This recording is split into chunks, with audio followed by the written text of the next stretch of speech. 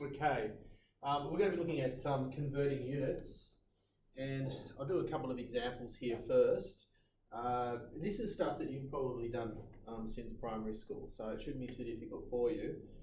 Remember that if you are converting larger to smaller, you need to move the decimal point to the right. Okay, so we know that with kilo ohm, that's thousands, the small k. So we're going to be converting to ohms, so that's going to get a lot larger.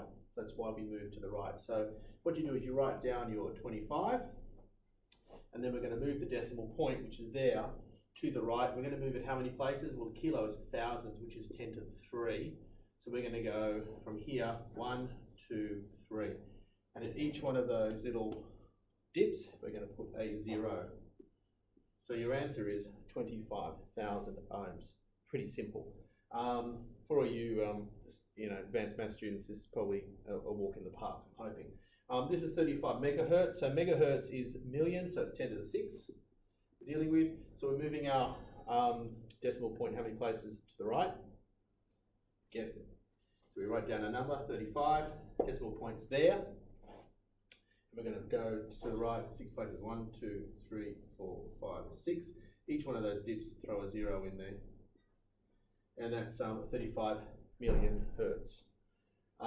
So that's larger to smaller. If we're going smaller to larger, we're going to move the decimal place to the left. So in this case here, we've got 170 microfarads, and we know a microfarad is a millionth of a farad, so it's 10 to the minus 6. So in this case, decimal point is here. We're going to move it to the left. 1, 2, 3, 4, 5, 6. So I'm going to rewrite that. It's going to be 0.00017 farads. Okay, so that's that answer. Picofarads, you need to make sure that we get this right, because so pico is 10 to the minus 12. I always get nano and pico mixed up, so make sure you don't. 10 to the minus 12. So we're going to move our decimal place to the left 12 places. So I'm going to put my 250 right over here. And that's my decimal point. Now we're going to move it to the left. And we're going to go 12 places. 1, 2, 3, 4, 5, 6, 7, 8, 9, 10, 11, 12. It's a tiny little number. 0.000000002 farads. So that's how you do your conversions, and that's later on when you're doing more advanced problems, you're going to need to sometimes convert units, especially when you're doing stress and strain problems and things like that. So that's why we're covering this now. Those prefixes, you really need to know the ones that are in that table, at the very least. You might even go higher and lower if you decide to do that. It's probably a good effort to make.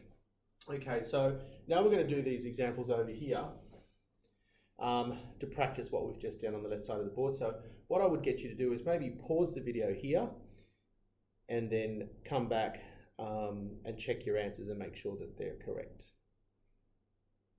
Okay, so this one here, we're going from larger to smaller, so we're moving to the right. So we go 10 kilo ohms, decimal point is there, kilo is 1,000, so we go 1, 2, 3, because it's 10 to the power of 3, and that means 10,000 ohms. So answer is 10,000 ohms. This 1,500, now don't confuse the large M for milli, which is 10 to the minus 3, it's a large M, which is, it's mega. Okay, so this is mega amps. Okay, so we've got 1,500 mega amps. We need to move the decimal place to the right 10 to the 6, because it's mega. So we'll go 1,500. We need to go 6 places to the right. 1, 2, 3, 4, 5, 6. So that's a huge, it's 1,500 million amps. Huge number of amps. Kilometers, we should know this one. Kilo is 10 to the 3. So we need to move our decimal point 3 places to the right. 15,000 meters. Gigawatts. Giga is 10 to the 9.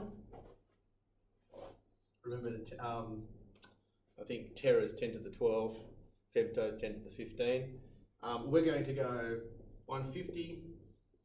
We're going to move our decimal place 9 places to the right. Okay, so 1, 2, 3, 4, 5, 6, 7, 8, 9. Lots of zeros, but you get. We're hopefully getting this. Okay, and finally kilograms, gigagrams to kilograms. Now we're not going back to grams, so you have to be careful on this type of problem. We know that this is 10 to the 3, and giga is 10 to the 9, and so the difference between those is 6. So we're going to be moving our decimal place 6 places to the right. 1, 2, 3, 4, 5, 6. So we end up with 10 million kilograms. Okay, so that's your conversions for going from larger to smaller. This is smaller to larger. We know that micro, 150 microfarads, which is, if you don't know what a farad is, we'll be doing that later. It's a measure of charge.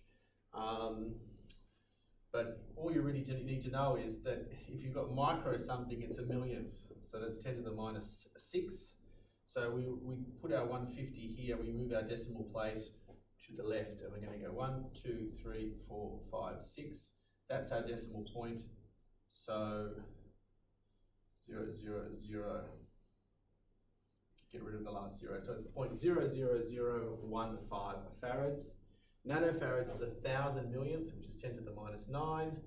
We're going to move our decimal point to the left. We're going to go 9 places. 1, 2, 3, 4, 5, 6, 7, 8, 9. So there's 4 zeros. So we go 0.123415 farads. Okay. This one here, micro ohms, once again is 10 to the minus 6. So we put a decimal point there. We're going to move it to the left. 1, 2, 3, 4, 5, 6. Becomes 0.045256 ohms. So they're your conversions. If you've got them correct, fantastic. Make sure you've copied down all the prefixes, also all the basic units, and make sure you understand what the basic units, especially of weight, length, time, electric current, they're all really important. And hopefully when you approach this type of problem further through the course, it won't be a problem. Any questions? See the teacher.